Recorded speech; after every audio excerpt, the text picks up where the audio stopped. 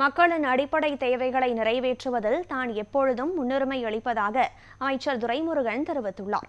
வேலூர் மாவட்டம் காட்பாடி பகுதியில் ஈஸ்டர் ஆராதனையை முன்னிட்டு தேவாலயங்களுக்கு சென்றிருந்த கிறிஸ்தவ மக்களிடம் திமுக அரசின் சாதனைகளை எடுத்துக் கூறி காட்பாடி திமுக சட்டமன்ற வேட்பாளரும் அமைச்சருமான துரைமுருகன் வாக்கு சேகரிப்பில் ஈடுபட்டார்.